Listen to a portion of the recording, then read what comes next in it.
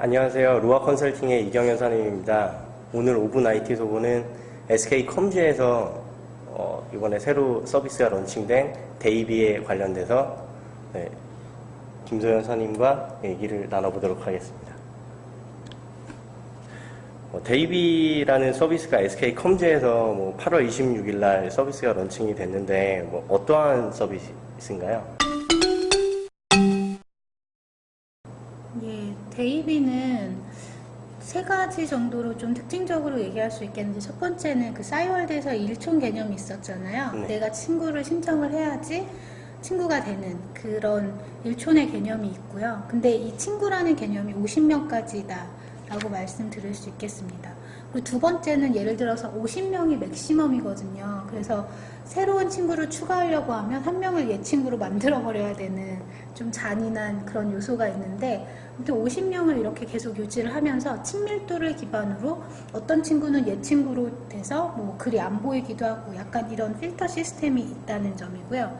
세 번째는 그러면 어떤 콘텐츠들을 공유하는가를 봤을 때 나의 생각이라던가 사진, 음식, 장소, 영화, 음악 이렇게 6가지 카테고리에 대해서 이제 쉽게 공유를 할 수 있는 그런 서비스가 되는 거죠.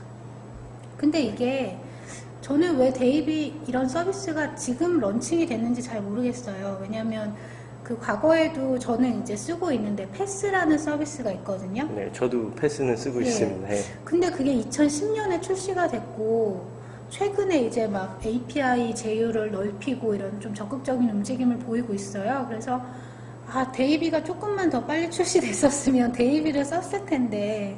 네, 좀 그런 출시에 좀 타이밍이 조금 문제가 있을 수도 있다. 이런 그렇죠. 거죠. 근데 국내에서 패스를 이용하는 사람들이 그렇게 많지 않은 것 같은데, 네. 이렇게 출시 시점이 꼭 늦은 것만은 아닐 수도 있지 않아요? 로컬라이징이나 이런 문제도 있으니까요.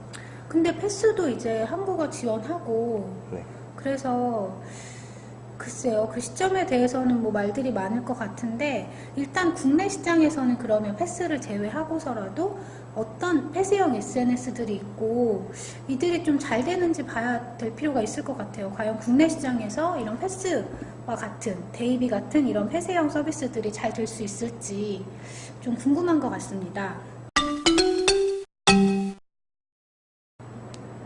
네, 국내에 데이비와 유사한 서비스들이 많이 있죠. 근데 우선 먼저 폐쇄형 SNS에 대해서 좀 정의를 개인적으로 하고 싶은데, 친밀도를 증가시킬 수 있는 이런 SNS 인맥 관리 기능이 있다.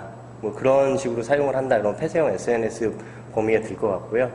이런 폐쇄형 SNS라고 하면 대표적으로 밴드나 카카오 스토리가 있을 수 있고요. 그리고 가장 이렇게 타이트하게 두 사람만이 쓸 수 있는 그런 폐쇄형 SNS로 비트윈이라는 서비스가 있습니다.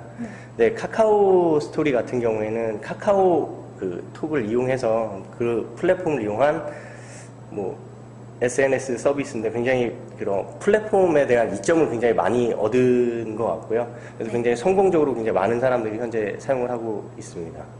근데 데이비 같은 경우에는 이번에 나온 기능 중에 좀 재미있는 기능이면서 차별화 포인트고요.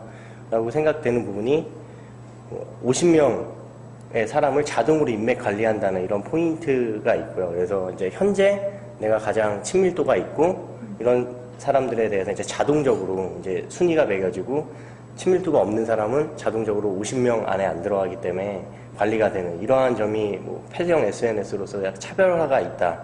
이런 점이 있다고 저는 생각이 드네요. 근데 그 데이비 같은 경우에는 차별화 포인트가 있긴 한데 향후에 어떻게 될지에 대해서도 좀 궁금하더라고요. 개인적으로는 다른 패스 같은 서비스들도 있고요. 아니면 카카오 스토리나 밴드 같은 서비스들도 있는데 어떤 포인트를 가지고 접근을 해야 잘 될 거냐, 아니면 어떠한 점을 좀 보완을 하는 게 좋을 것 같다, 그런 거에 대해서 어떻게 생각하시는지 궁금하네요. 먼저 사람들이 데이비만 쓰지는 않겠죠. 이미 기존 데이비가 좀 늦게 나온 거여서 기존의 많은 서비스들, SNS들, 커뮤니티 서비스, 커뮤니케이션 서비스 많이 쓰고 있는데, 제가 볼 때는 가장 중요한 거는 매일 쓰는 서비스가 되는 게 상당히 중요하거든요. 왜냐하면 카카오톡이나 뭐 전화 이런 커뮤니케이션 기능들은 다 매일매일 쓰거든요. 저희가 뭐 매일 쓰잖아요. 근데 이런 자신의 뭐 내가 오늘 뭐 먹었고 오늘 어디를 갔고 무슨 영화를 봤고 이런 거는 굳이 안 써도 되는 기능들도 있어요. 그러니까 뭐 내일 공유할 수도 있고 그런데 제가 볼 때는 매일매일 쓸 수 있도록 좀 그런 기능적인 측면이 상당히 중요할 것 같아요. 예를 들어서 패스 같은 경우는 최근에 액티브 유저 수가 감소하고 있다고 합니다. 그래서 이제 패스의 경우에도 최근에 그 API를 뭐 13개 사업자랑 그 제휴를 맺고 걔네는 API 정책이 되게 폐쇄적이거든요. 그래서 뭐 사진, 비디오 같은 거 공유하는 거 아니면 운동하는 쪽에서 API를 이제 더 개방적으로 나가고 있는데 이런 것들이 다 이제 패스 내에서 다 공유해라. 네가 뭐 운동한 거, 자전거 탄 거 이런 거 다 공유해라 이렇게 계속 하고 있는데 잘 될지는 모르는 거죠, 사실은. 네, 그럼에도 네. 불구하고 액티브 유저 수가 줄고 있는 상황인 거잖아요. 그쵸? 네. 근데 뭐 이런 이렇게 카테고리 요소를 굉장히 많이 늘리고 해서 이제 매일 쓸 수 있는 애플리케이션이나 서비스로 가지고 가고 싶은데 네. 이런 커뮤니케이션 서비스만큼 뭐 이렇게 매일 쓸 수 있는 그런 서비스는 아닌 것 같아요. 무슨 헤비 유저가 아니고서야 SNS를 매일같이 사진을 올리면서 굉장히 열심히 이렇게 활동하기 어렵더라고요. 그래서 뭐 이러한 기능을 붙인 뭐 밴드나 뭐 카카오 스토리 같은 경우에도 카카오톡을 기반으로 해서 했기 때문에 좀 이런 성공 포인트가 있지 않았나라는 생각이 드네요. 네. 네, 그래서 오늘은 김소연 선임과 함께 그 데이비에 대한 서비스에 대해서 뭐 향후에 잘 될 것이냐 아니면 폐쇄형 SNS에 대한 뭐 전망 비슷하게 뭐 간단하게 얘기를 나눠봤는데요. 향후에 데이비가 서비스가 뭐 성공적으로 뭐 소비자에게 뭐 이렇게 이용을 받게 될지에 대해서는 좀 더 지켜봐야 될 것 같고요. 많은 뭐 발전이 있겠죠. 뭐 많은 서비스도 추가를 하고 많은 이렇게 변화를 줘서 네, 성공적인 서비스가 됐으면 좋겠네요. 개인적으로는요. 네, 저도 그렇습니다. 네, 그럼 오늘 오븐 IT 도어는 네, 이상으로 마치겠습니다. 네, 감사합니다.